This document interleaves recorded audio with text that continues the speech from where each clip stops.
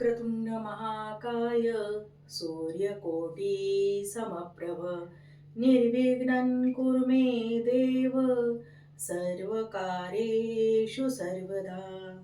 सर्वांना गणेश जयंतीच्या खूप खूप शुभेच्छा.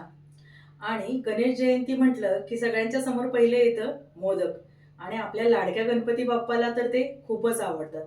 चला तर मग आपण आज मोदक करूया. तर त्यासाठी काय साहित्य लागणार आहे ते मी तुम्हाला सांगते.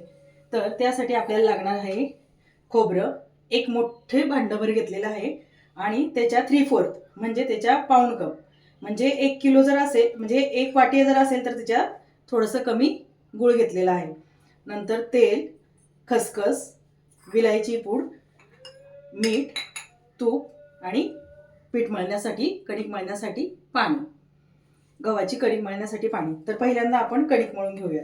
तर त्यासाठी मी इथे थोडंसं मीठ घालते याच्यामध्ये आणि पाणी ओतते, आणि ही जी कणिक आहे ती मी भिजून घेते.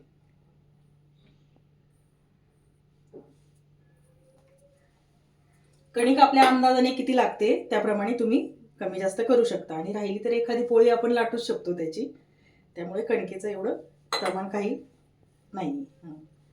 आता ही कणिक मी छान अशी मळून घेते पोच करून. आता ही कणिक मी छान अशी थोडीशी आपल्या रेग्युलर पिठापेक्षा थोडीशी घट्ट मळून घ्यायची. चपातींच्या आपण जे करतो पोळ्या त्याच्यापेक्षा थोडीशी घट्ट मळून घ्यायची, आणि त्याला तेलाचा हात लावायचा, म्हणजे आणि छान मळून घ्यायचं. ही एक आपण 10-15 मिनिटं अशीच ठेवणार आहे, म्हणजे तोपर्यंत पीठ छान भिजेल. हे पहा, आपली आता कणिक मळून झालेली आहे.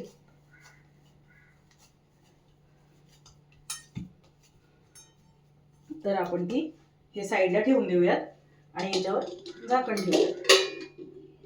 आता आपण हे करायला घेऊयात सारण. तर त्याचं चला सर, सारणाचं मी दाखवते तुम्हाला कसं करायचं ते. पहिल्यांदा आपण गॅस चालू करून घेऊयात. तर सारणासाठी मी पहिल्यांदा कढईमध्ये थोडंसं तूप घालून घेणार आहे. त्याच्यामुळे काय होते की सारण फार चिकटलं जात नाही कढईला. तर थोडंसं तूप घालूयात. नंतर त्याच्यामध्ये आपण हा खोबऱ्याचा जो खोवून घेतलेला आहे त्याचा चव घालणार आहोत.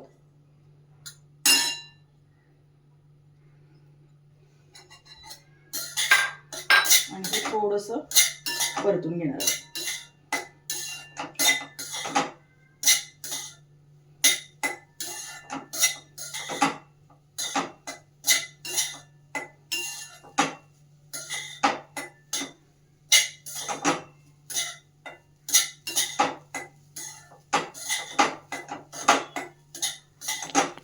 आता याच्यात आपण हा जो गूळ कट केला होता तो घालणार आहोत.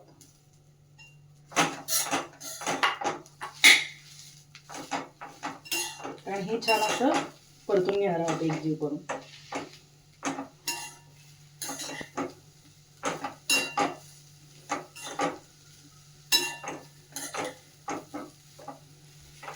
थोडं सुरुवातीला गूळ मिक्स होईपर्यंत हे बऱ्यापैकी हलवावं लागतं. आता याच्यामध्ये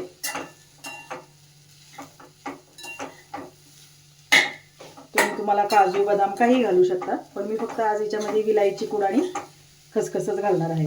तर हे छान आपण परतून घेऊया. हे पहा, आता आपलं सारण बऱ्यापैकी हे आले, आणि तूप टाकल्यामुळे ते खाली लागलंही नाही.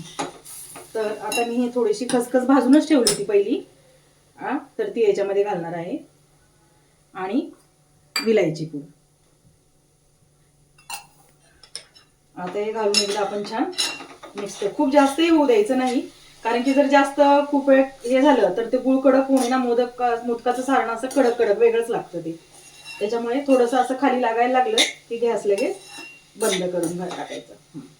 आता हे सारण मी एका डिशमध्ये काढते आणि पूर्ण थंड व्हायला ठेवते. मग त्यानंतर आपण मोदक कसे करायचे ते पाहूया. आता मी गॅस केला आहे बंद, आणि हे सारण असं छान एका प्लेटमध्ये काढून घेते. हे सगळं सारण मी एका प्लेटमध्ये छान असं काढून घेतलं.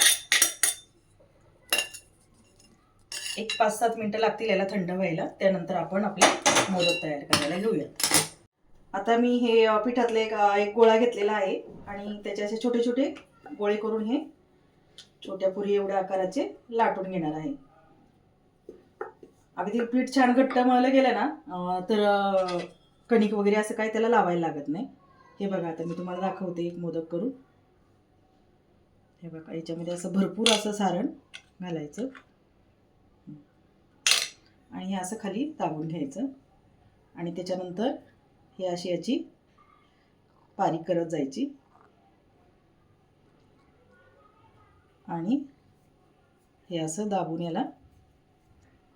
याचा छान असा मोदक तयार करायचा. अजून एक दाखवते मी तुम्हाला.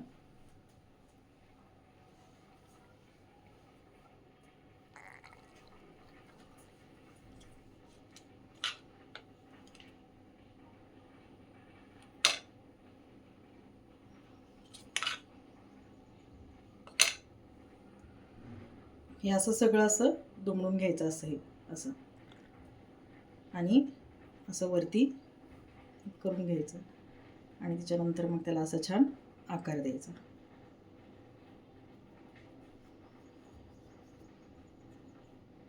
हे पहा अशा पद्धतीने आपण सगळे मोदक करून घेणार आहोत. तर आता मी हे का आपण वाफ द्यायला ठेवणार आहोत मोदकांना. तर मी इथं वाफेचा आपला तो कुकर आहे तो ठेवलेला आहे, त्याच्यामध्ये पाणी घातलेलं आहे आणि हे वाफेचं जे भांडं आहे त्याला मी आपलं तेल किंवा तूप काही तुम्हाला जे लावायचे ते लावू शकता. याला असं छान लावून घेणार आहोत आणि त्याच्यामध्ये हे सगळे मोदक ठेवणार आहोत. आज मी बरोबर 21 मोदक केलेले आहेत कारण की आज गणेश जयंती आहे, त्यामुळे मी बरोबर 21 असे मोदक तयार. तर हे सगळे आपण ठेवून घेऊयात आणि यांना छान उकडून घेऊयात. ज्यांना तळलेलं खायचं नसतं, तळणीचे मोदक खायचे नसतात, त्यांच्यासाठी हा चांगला पर्याय आहे. आणि पहिले आम्ही गावाला होतो तर तिकडे ह्याच प्रकारचे मोदक केले जायचे, तळण्यापेक्षा बऱ्यापैकी हेच मोदक सगळे घरोघरी असायचे. हे पहा आणि गव्हाचे असल्यामुळं तांदळासारखं असं वेळही लागत नाही की त्याचे पिठाची उकड काढायला पाहिजे किंवा काय असं, तर तसं काहीही करायला लागत नाही. तर आता आपले हे मोदक तयार झालेले आहेत आणि आता आपण हे छान उकडायला ठेवणार आहोत. तर हे पहा मी हे पहिला कुकर हे चालूच करून ठेवला होता. आता त्याच्यामध्ये आपण हे असे ठेवूयात. चला मी आता याला झाकण लावून ठेवते आणि 10-15 मिनटं आपल्याला हे ठेवावं लागेल. 10-15 मिनटानंतर आपले मोदक तयार होतील. छान असे आपले बाप्पासाठी मोदक तयार झालेले आहेत. तर तुम्हाला हे मोदक कसे वाटले ते सांगा. पण याची एक खाण्याची पण एक छान अशी पद्धत आहे बरं का. आपलं छान असं मस्त साजूक तूप घ्यायचं आणि गरम गरम मोदक घ्यायचा. आता मी तो लगेच नैवेद्य दाखवायचा आहे म्हणून मी तुम्हाला खाऊन दाखवणार नाहीये, फक्त याच्यावर टाकून दाखवते. आणि थोडासा मोदक असा फोडायचा आणि त्याच्यावर असं तूप घालायचं आणि तो खायला घ्यायचा. जर तुम्हाला मी केलेले मोदक आवडले असतील तर नक्की व्हिडिओ लाईक, शेअर आणि सबस्क्राईब करा आणि मोदक करायलाही विसरू नका.